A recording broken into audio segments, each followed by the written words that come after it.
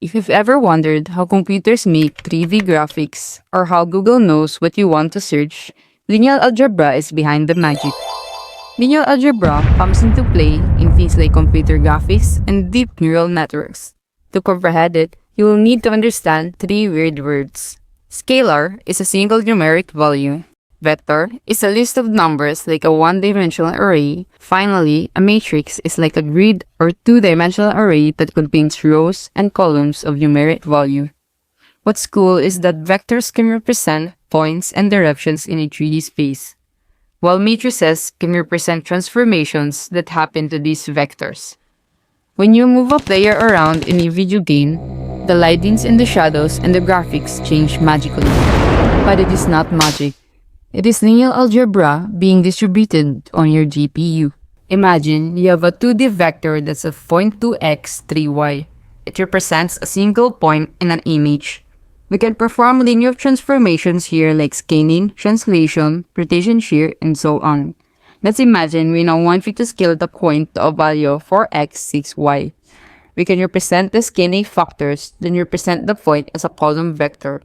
And now we can use matrix multiplication to scale the point to its target location. Operations like these are also essential in things like cryptology, such as RSA encryption, also essential in deep neural networks which use vectors to represent features, then use matrix multiplication to propagate values between nodes in the network.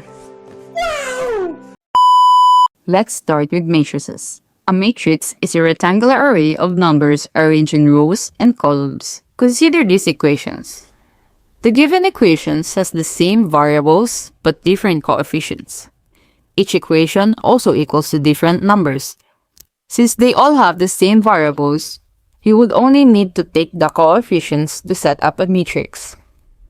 So now, you have the first sets of number in the first row from the first equation, the second row from the second equation, and lastly, the third row from the third equation.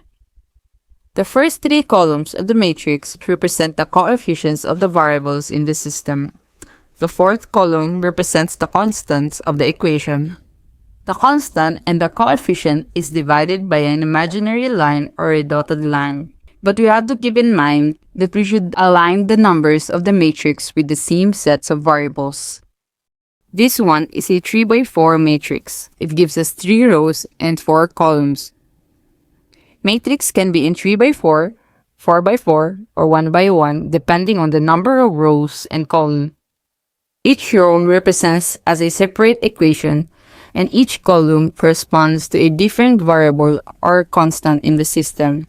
We don't need to see the variables because they are implied, and it doesn't matter whether we are calling them A, B, and C, or X, Y, Z, or anything you can think of.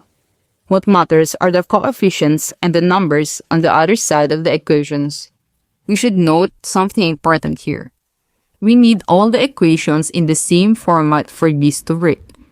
So if one of the equations were written on a different format, we would have to rewrite the equation in the same format with the others by addition or subtraction. Also, if one of the variables is missing from one of the equations, you have to put it back in but with a coefficient of 0.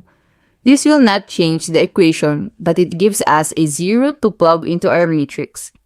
In general, a system with m equations and n variables gives us an m by n coefficient matrix, because each equation gets its own row and each variable gets its own column.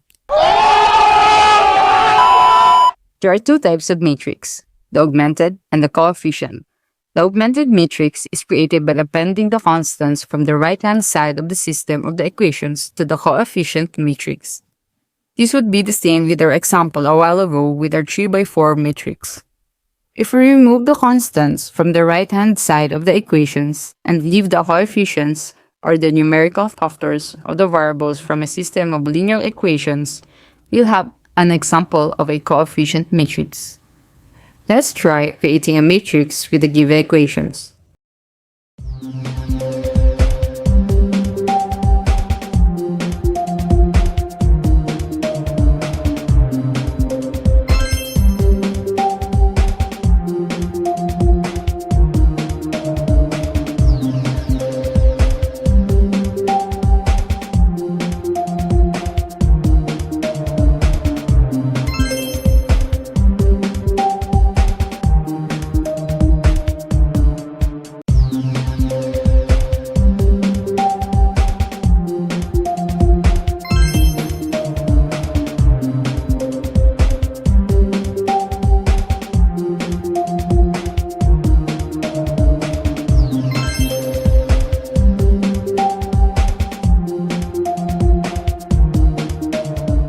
So, did you nail it?